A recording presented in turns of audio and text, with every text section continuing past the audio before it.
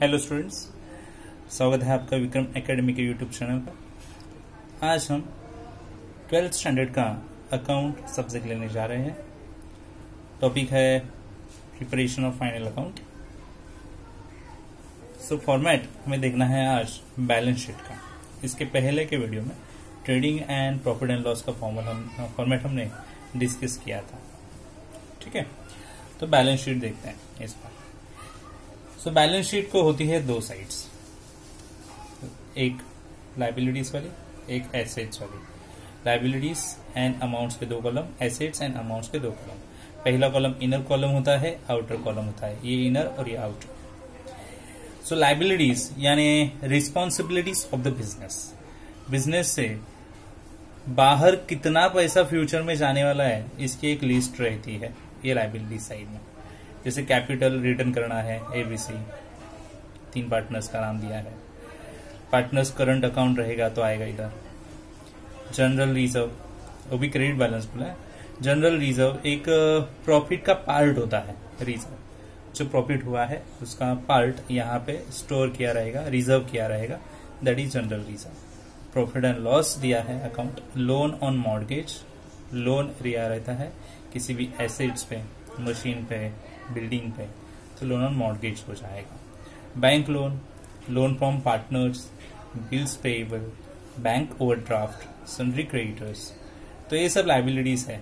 Bills payable यानी bill of exchange का पैसा अगर देना है तो bills payable liability. Bank overdraft, अगर बैंक से आपको ओवरड्राफ्ट फैसिलिटी मिली है तो वो भी लाइबिलिटी बन जाएगी, बैंक ओवरड्राफ्ट। सन्ड्री क्रेडिटर्स यानी पार्टीज रहेगी जिनसे हमने पैसा लिया है या फिर जिन्हें हमें पैसा पे करना है, वो पार्टीज रहेगी, तो वो भी हमारे लिए क्या हो जाएगी, लाइबिलिटीज। ठीक है, आगे दिया है एडलेस एनी अदर एडजस्टमेंट, कुछ एडजस्टमेंट होगी तो यहाँ पे ऐड होगी और या फिर लेस होगी। और प्रोविजंस अगर की रहेंगी तो यहाँ पे लेस होगी। डिस्काउंट ऑन क्रेडिटर्स, क्रेडिटर्स को डिस्काउंट दिया है तो यहाँ पे आएगा। Outstanding expenses, income received in advance, advance में अगर कुछ इनकम लिया है, इंटरेस्ट लिया है या फिर और कुछ अमाउंट ली है तो यहाँ पे आएगी। प्रोविजन फॉर टैक्सेस यहाँ पे आएगी। ठीक है, टैक्स के लिए प्रोविजन किया है तो सब लाइबिलिटीज है जो अमाउंट्स बिजनेस को देनी है इन फ्यूचर किसी को, तो ये लाइबिलिटीज ये साइड में लिखी जाती है। अभी हम डिस्कस करेंगे एसेट्स। एसेट्स यानी बिजनेस के प्रॉपर्टीज, या फिर हम ऐसे ही बोल सकते हैं, ऐसे यहाँ पे लिखे जाएंगे आइटम्स जिनके फ्यूचर में अमाउंट्स आ सकते हैं। गुडविल, इंटेंजिबल फिक्स एसेट हो गया। Land and building fix asset, plant and machinery fix asset, furniture fix asset, equipment fix asset, delivery और मोटर वैन, डिलीवरी वैन और motor van fix asset, leasehold fuel premises fix asset, patents fix asset, patents intangible fix asset. Okay, loose tool fix asset, investment रहेगा। Okay, यहां तक loose tool तक जो assets दिए हैं उनके depreciations अगर रहेंगे तो हमें कम करने हैं, यहाँ पे लेस करने हैं, तो एडजस्टमेंट में जैसे बताएंगे वैसे हमें जाना पड़ेगा। Then store and store parts बोला है, लेस डेप्रिसिएशन यहाँ पे। प्रीपेड एक्सपेंसेस अगर किए रहेंगे, प्रीपेड एक्सपेंसेस यानी ऐसे एक्सपेंसेस जो टाइम के पहले करेंगे, एक्सपेंस इनकर नहीं हुए हैं बट पेड किए हैं। ठीक है, उनकी सर्विस नहीं ली है फिर भी एक्सपेंस पेड किए हैं अमाउंट में, तो prepaid expenses, pre and before, पहले ही एक्सपेंस पेड करना। जैसे एग्जांपल इसका लेंगे तो हम बोल सकते हैं आपके मोबाइल फोन में जो सिम कार्ड रहेगा उस पर आप रिचार्ज करते हो तो प्रीपेड है, जब आप रिचार्ज करोगे तभी आपको यूज करने के लिए मिलेगा। ओके, तो पहले आप पैसा भरो, बैलेंस भरो, फिर यूज करो, ऐसा होता है। सो प्रीपेड एक्सपेंस उसे बोलते हैं। आउटस्टैंडिंग इनकम, कोई इनकम आउटस्टैंडिंग रहेगा तो आने वाला है तो यहाँ पे रहेगा। लोन एडवांसेस अगर दिए है किसी को तो यहाँ पे आएंगे। क्लोजिंग स्टॉक यहाँ पे आएगा। सन्ड्री डेटर्स पे एडजस्टमेंट्स रहती है, कोई एडजस्टमेंट्स रहेगी तो ऐड करनी है। बैड डेब्ट्स लेस होते हैं, प्रोविजन और डिस्काउंट डेटर्स लेस होता है। इंश्योरेंस क्लेम रिसीवेबल है तो यहाँ पे आएगा। बिल रिसीवेबल है तो यहाँ पे। कैश का बैलेंस रहेगा, कैश इन हैंड, और या फिर बैंक में बैलेंस रहेगा तो यहाँ पे आएगा कैश एट बैंक के नाम से। और पार्टनर का करंट अकाउंट रहेगा, क्रेडिट बैलेंस तो यहाँ पे आएगा। ठीक है, तो इस प्रकार हमारे सामने बैलेंस शीट है और ये बैलेंस शीट हमें प्रिपेयर करनी पड़ेगी हर एक प्रॉब्लम में। तो बैलेंस शीट का फॉर्मेट इस तरह से रहेगा। बैलेंस शीट में क्या आइटम्स आ सकते हैं, आप ध्यान से बैलेंस शीट रीड कीजिए, तो फिर आपको प्रॉब्लम में समझ आएगा कि किस तरह से लिखे जाएंगे सब आइटम्स जो हमें दिए रहेंगे क्वेश्चन। ठीक है, अभी हम इम्पोर्टेंट पार्ट देखने जा रहे हैं जो है एडजस्टमेंट्स, और इसके सिवा प्रॉब्लम्स हमें सॉल्व करने के लिए आसानी नहीं होगी। तो फिर एडजस्टमेंट्स इम्पोर्टेंट है और ये इम्पोर्टेंट एडजस्टमेंट्स हम यहाँ पे देखेंगे। एडजस्टमेंट्स क्यों दिए रहते हैं? एक तो जो हमें ट्रायल बैलेंस दिया रहेगा प्रॉब्लम में, उसमें कुछ ना कुछ अमाउंट मिस्टेक्स हुआ रहेगा अकाउंटेंट से, और एडजस्टमेंट इसलिए दी रही थी कि वो मिस्टेक्स हम सॉल्व करें। तो इसलिए एडजस्टमेंट्स के इफेक्ट्स जो बनते हैं, नॉर्मली 2 इफेक्ट बनते हैं। ओके, तो हमें देखने हैं कि ये 2 इफेक्ट कैसे होंगे। ठीक है, जैसे कि यहाँ पे दिया है क्लोजिंग स्टॉक। पहला इफेक्ट बैलेंस शीट के एसेट साइड में जाता है, दूसरा इफेक्ट जाएगा ट्रेडिंग अकाउंट के क्रेडिट साइड में। आउटस्टैंडिंग एक्सपेंस अगर रहेगा, आउटस्टैंडिंग यानी बाकी है, एक्सपेंस देना अगर बाकी है तो देना तो पड़ेगा ना।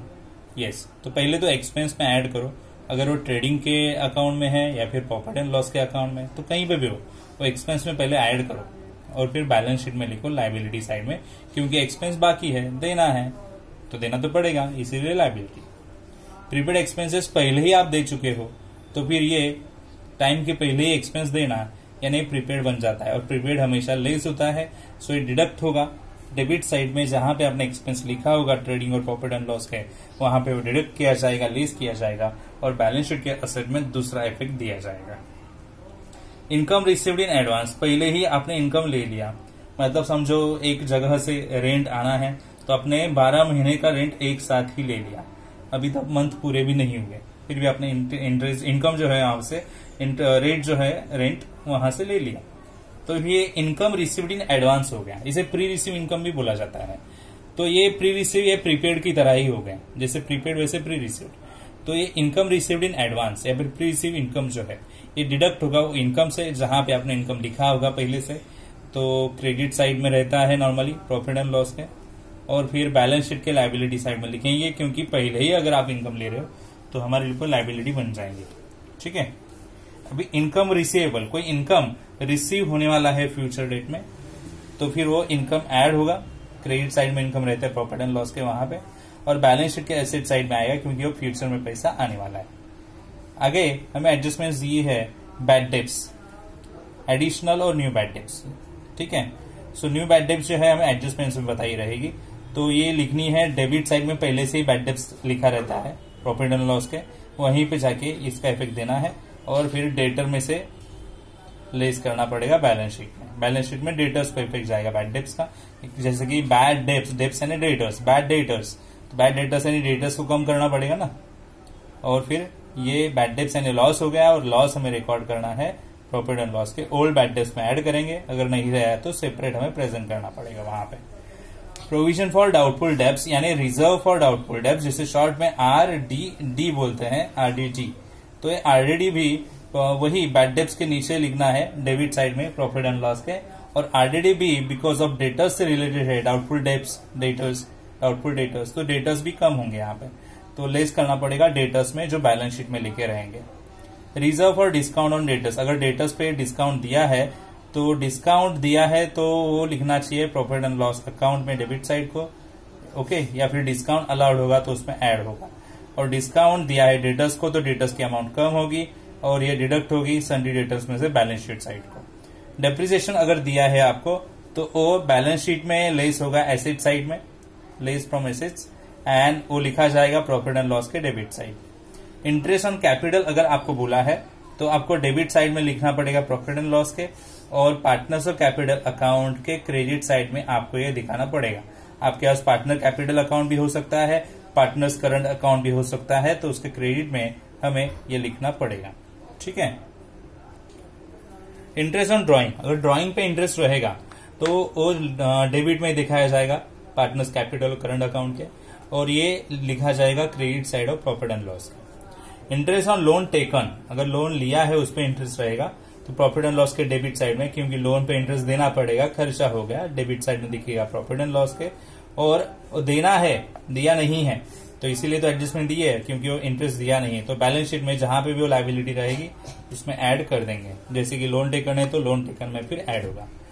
Then interest on investment and loan given, जो इंटरेस्ट मिल रहा है वो इन्वेस्टमेंट पे मिल रहा है या फिर लोन हमने जो दिया है उस पे मिल रहा है, तो फिर क्रेडिट साइड में जाएगा प्रॉफिट एंड लॉस के, क्योंकि ये इनकम हो जाएगा, ये हमें मिल रहा है। बाकी जो पहले जो इंटरेस्ट थे वो देने पड़ रहे थे, किसी और को दे रहे थे हम, और इंटरेस्ट यहाँ पे जो इन्वेस्टमेंट पे आएगा वो हमें मिलेगा, इनकम है वो, और इनकम दिखाया जाएगा प्रॉफिट एंड लॉस के क्रेडिट में और बैलेंस शीट के एसेट साइड में। Insured goods destroy by fire, अगर किसी वजह से गोडाउन में आग लग गई है और गुड्स डिस्ट्रॉय हो गया या फिर एक्सीडेंट हो गया और गुड डिस्ट्रॉय हो गया, तो पहले गुड्स हमारे पास से जाएगा, हमारा नुकसान है ना, तो ट्रेडिंग अकाउंट के क्रेडिट साइड में लिखना पड़ेगा, और फिर बैलेंस शीट के एसेट साइड में लिखना पड़ेगा अगर हमें क्लेम मिल रहा है तो।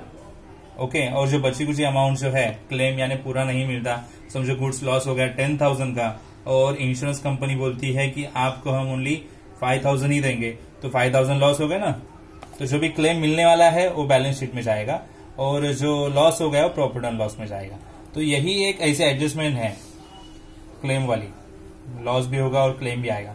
तो ये एडजस्टमेंट्स के 3 इफेक्ट बनते हैं, एक ट्रेडिंग अकाउंट में, एक प्रॉफिट एंड लॉस में लॉस और बैलेंस शीट में claim.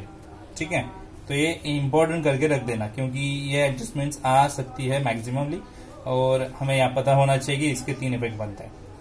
Insurance goods destroy by fire accident, uninsured goods, ऐसा गुड्स जिसका इंश्योरेंस किया ही नहीं है, तो इंश्योरेंस किया ही नहीं तो क्लेम आएगा ही नहीं। प्रॉफिट एंड लॉस में भी लॉस उतना ही और ट्रेडिंग अकाउंट में उतना ही कम होगा, बस। गुड्स स्टोलन, गुड्स चोरी हो गया तो प्रॉफिट एंड लॉस में लॉस हो गया ना, चोरी हो गया तो प्रॉफिट एंड लॉस के डेबिट में और ट्रेडिंग अकाउंट के क्रेडिट में दिखाएंगे, क्योंकि गुड्स गया है। Goods distributed as a free sample, goods free में बांट दिए, डिस्ट्रीब्यूट किए। क्यों दिए जाते हैं, डिस्ट्रीब्यूट किए जाते हैं? क्योंकि एडजस्टमेंट्स करने के लिए, एडवर्टाइजमेंट करने के लिए। तो एडवर्टाइजमेंट अगर करना है तो फिर फ्री में गुड डिस्ट्रीब्यूट किए जाएंगे, और गुड डिस्ट्रीब्यूट करने के लिए यहाँ पे एडजस्टमेंट्स बनती है, good distribute as a free sample. तो प्रॉफिट एंड लॉस में दिखाया जाएगा एडवर्टाइजमेंट में कि एडवर्टाइजमेंट में ऐड करो या फिर सेपरेट इफेक्ट इसका दिखाओ, और गुड्स गया है तो ट्रेडिंग अकाउंट में क्रेडिट में दिखेगा। गुड्स विड्रॉन बाय पार्टनर, अगर पार्टनर गुड्स लेके जाता है अपने पर्पज के लिए तो फिर ये दिखाना पड़ेगा ट्रेडिंग के क्रेडिट में, और फिर लिखना पड़ेगा पार्टनर्स कैपिटल अकाउंट के डेबिट में या फिर करंट अकाउंट के डेबिट में। अनरिकॉर्डेड परचेस, ऐसा परचेस हुआ, अनरिकॉर्डेड परचेस, ऐसा परचेस हुआ जो अभी तक रिकॉर्ड ही नहीं किया, परचेस हो गया बट रिकॉर्ड नहीं किया बुक में, तो फिर अनरिकॉर्डेड हो गया, तो हमें रिकॉर्ड करना पड़ेगा, यानी परचेस बढ़ेगा। So increase in purchase, add to purchase. Okay, और इसकी वजह से क्रेडिटर्स पार्टी बढ़ती है, क्योंकि ये क्रेडिट परचेस रहेगा तो पार्टी बढ़ेगी, पार्टी इंक्रीज होगी, जिनसे हमने परचेस किया है तो क्रेडिटर्स इंक्रीज होंगे, हमें वो पैसा देना पड़ेगा एक्स्ट्रा। बुक में लिखा ही नहीं है तो क्रेडिटर बढ़ेंगे ना, ठीक है। तो ऐड टू क्रेडिटर्स, तो ये दोनों तरफ ऐसा एडजस्टमेंट है जो दोनों तरफ ऐड होगा, परचेस में भी ऐड होगा और क्रेडिटर में भी ऐड होगा। क्रेडिटर रहता है लायबिलिटी साइड में बैलेंस शीट में। सो अनरिकॉर्डेड परचेस, उसके आगे अनरिकॉर्डेड सेल दिया है। अनरिकॉर्डेड सेल का इफेक्ट क्या है? Add to debtors on the asset side of the balance sheet. Sale लिखा नहीं है, लिखना पड़ेगा, तो सेल में ऐड होगा और सेल की वजह से डेटर में ऐड होगा। तो दिया है देखो, डेटर में ऐड और सेल में भी ऐड। सेल रहता है ट्रेडिंग के क्रेडिट में और डेटर्स रहते हैं बैलेंस शीट के एसेट साइड में। Capital expenditure including revenue expenditure, ऐसा एक्सपेंस हुआ जो कैपिटल एक्सपेंडिचर था और रेवेन्यू एक्सपेंडिचर में इंक्लूड किया है। मतलब ऐसा एक्सपेंस जो हुआ है लॉन्गर पीरियड के लिए, जिसका बेनिफिट ज्यादा साल के लिए रहेगा, जो एक्सपेंस बार बार नहीं होता है वो कैपिटल एक्सपेंडिचर, बट गलती से वो रेवेन्यू है, मतलब जहां बार बार एक्सपेंस होते हैं ऐसे अकाउंट के स्टेटमेंट के बाजू में लिख दिया, तो कैपिटल एक्सपेंडिचर इंक्लूड हो गया रेवेन्यू एक्सपेंडिचर में। तो वो रेवेन्यू एक्सपेंस से लेस होगा और कैपिटल एक्सपेंस है यानी वो असेट्स वगैरह रहेगा तो फिर वो असेट्स में जाएगा। ठीक है, revenue expenditure included in capital expenditure. अगर गलती से ऐसा उल्टा हो गया है रेवेन्यू एक्सपेंडिचर बट इंक्लूड किया कैपिटल में, तो पहले तो कहां पे लिखना पड़ेगा? प्रॉफिट एंड लॉस में, पर्टिकुलर रेवेन्यू एक्सपेंस कहां पे रहेगा वहां पे। ठीक है, and deduct from that particular asset in balance sheet, जहां पे वो बैलेंस शीट रहेगा, एसेट्स रहेगा, वहां पे वो लेस करेंगे। ठीक है, बिल रिसीवेबल डिसऑनर अगर हो गया तो डिसऑनर होने पे बिल बनाया जाता है डेटर्स पे, हमें पता है। ओके, अगर डिसऑनर हो गए तो कैंसिल हो गए तो पार्टियां बढ़ेगी, डेटर बढ़ेगा। बिल रिसीवेबल कैंसिल होना यानी डेटर्स बढ़ेंगे और बिल रिसीवेबल में उतनी अमाउंट कम होगी। बिल्स पेएबल अगर डिसऑनर हो गया, बिल्स पेएबल डिसऑनर अगर हो गया तो फिर ये अमाउंट जो है क्रेडिटर्स में बढ़ेगी और बिल्स पेएबल में कम होगी। ठीक है, तो दोनों अमाउंट रिसीवेबल की वजह से डेटर्स बढ़ते हैं, पेएबल की वजह से क्रेडिटर्स बढ़ते हैं, और डायरेक्टली वो बिल रिसीवेबल या फिर पेएबल में हमें कम करना पड़ेगा। Deferred expenses of advertisement paid for 5 years, 5 सालों के लिए एक्सपेंस दे दिया है। So advertisement expense relate to current year, जितना करंट ईयर का है वो प्रॉफिट एंड लॉस में लिखेंगे, बाकी का सब अमाउंट जो है वो लिखना पड़ेगा बैलेंस शीट में। ठीक है, revenue receipt included in capital receipt. अगर रेवेन्यू इनकम है, रिसिप्ट यानी इनकम बोल सकते हैं हम, रेवेन्यू इनकम है जो रेगुलर, ऐसा इनकम जो पर दिन हो रहा है, पर डे हो रहा है और पर वीक में हो रहा है, तो सेल करने से जो इनकम मिलता है वो रेवेन्यू रिसिप्ट हो गया। कैपिटल रिसिप्ट यानी असेट वगैरह बेची है तो फिर वहां से आया वो इनकम कैपिटल रिसिप्ट। ओके, तो रेवेन्यू जो कैपिटल में अगर ऐड कर दिया तो सेल में ऐड करना पड़ेगा, क्योंकि रेवेन्यू सेल की वजह से मिलता है, सेल में ऐड होगा। और जो फर्नीचर में समझो इन्वॉल्व हुआ है, असेट्स में इन्वॉल्व है, तो असेट से लेस करना पड़ेगा। Commission to partners as percentage of gross profit और सेल, जितना जीपी है, ग्रॉस प्रॉफिट है, ग्रॉस सेल है, उसके परसेंटेज में एक पार्टनर को कमीशन दिया जाएगा। तो डेबिट साइड में लिखेंगे कमीशन प्रॉफिट एंड लॉस के, एंड क्रेडिट साइड में आएगा पार्टनर्स के, कैपिटल के और करंट के। ठीक है, अभी कुछ हिडन एडजस्टमेंट रहती है, हिडन यानी ट्रायल बैलेंस में रहेगी, वो नीचे एडजस्टमेंट के पार्ट में नहीं होगी। तो ऐसी salary rent paid for 10 months, salary paid दिया है या फिर रेंट पेड दिया है तो ओनली 10 months के लिए दिया है। अपना ईयर नॉर्मली होता है 12 months के लिए, 2 months की अमाउंट देनी बाकी है, जो बाकी है वो आउटस्टैंडिंग, तो यहाँ पे पहले ऐड करो और फिर लेके जाओ लाइबिलिटी में। सो जो अमाउंट बाकी है वो यहाँ ऐड होगी और लाइबिलिटी में जाएगी। देखो रीड करो। Then insurance premium paid for 1 year एंडिंग 30 June 2019, 1 साल के लिए इंश्योरेंस प्रीमियम दे दिया, बट 1 साल उनका है 30 जून को एंड हो रहा है, और हमारा जो ईयर है नॉर्मली मार्च में ही एंड होता है। तो मार्च से लेकर कितने महीने का एक्स्ट्रा दे दिया वो देखना पड़ेगा। तो 3 months का, जो 3 months का एक्स्ट्रा दिया है वो प्रीपेड है हमारे लिए, तो नॉर्मली यहाँ पे लेस होगा प्रॉफिट एंड लॉस में, जहां पे भी वो लिखा है, और फिर हमें लिखना पड़ेगा कहां पे, डायरेक्टली एसेट साइड में, बैलेंस शीट में। ठीक है, प्रीपेड इंश्योरेंस नाम से लिखना है। आगे एडवर्टाइजमेंट एक्सपेंसेस 4 साल के लिए दिया है, हमारा अकाउंट 1 साल के लिए रहता है, 4 साल के लिए देना यानी 3 साल का एक्स्ट्रा देना। जो 3 साल का एक्स्ट्रा दिया जाता है उसे प्रीपेड बोलते हैं, और प्रीपेड बोलेंगे तो लेस करना पड़ेगा। जो ज्यादा दिया है 3 साल का वो लेस करेंगे, 1/4 अमाउंट एडवर्टाइजमेंट में आएगी और बाकी सब जाएगा कहां पे, एसेट साइड में, बैलेंस शीट में, क्योंकि वो प्रीपेड है। ठीक है, रेंट रिसीव्ड 11 months का लिया है, 11 months ओनली। कितने मंथ्स होते टोटल, 12, तो 1 महीने का लेना बाकी है ना, 1 महीने का। ठीक है, सो 1 महीने की जो अमाउंट है वो हमें लेनी पड़ेगी, और वो बाकी है इसलिए आउटस्टैंडिंग रेंट बनेगा वो, और आउटस्टैंडिंग रेंट हमें ऐड करना पड़ेगा, और ये मिलने वाला है इसलिए एसेट साइड में जाएगा बैलेंस शीट के। देखो 10% लोन दिया है बैलेंस शीट में, आपको डेट भी दी है 1 Jan, तो उस पर इंटरेस्ट रहेगा, और इंटरेस्ट रहेगा 3 months का, वो इंटरेस्ट लोन में ऐड करना पड़ेगा, और वो एक्सपेंस होगा इसलिए प्रॉफिट एंड लॉस के डेबिट साइड में जाएगा। तो देखो प्रॉफिट एंड लॉस में जाएगा, और फिर लिखना पड़ेगा एसेट साइड 16%।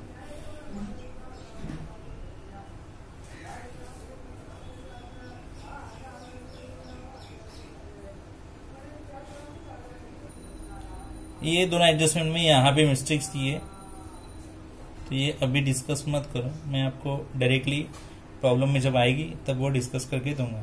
ये भी 10% गवर्नमेंट 5, 6, 7 डायरेक्टली आपको समझ में आएगी, मैं प्रॉब्लम में एक्सप्लेन कर दूंगा, तो ये आपको देखने की अभी जरूरत नहीं है। यहाँ पे सब मिस्टेक्स किए हैं प्रिंटिंग में, तो मैं अभी वो नहीं बताता आपको। तो यहाँ पे इंपॉर्टेंट एडजस्टमेंट्स, हिडन एडजस्टमेंट्स हमने देखे, और बैलेंस शीट का फॉर्मेट देखा ये वीडियो में। ठीक है, अच्छे से देखना, और एक बार बुक में आपके लिख के लेना जरूर, और उसकी प्रैक्टिस करना, ताकि वो प्रॉब्लम लेते वक्त आपको समझ में आए। ठीक है, अब मिलेंगे नेक्स्ट वीडियो में, तब तक के लिए गुड बाय, टेक केयर।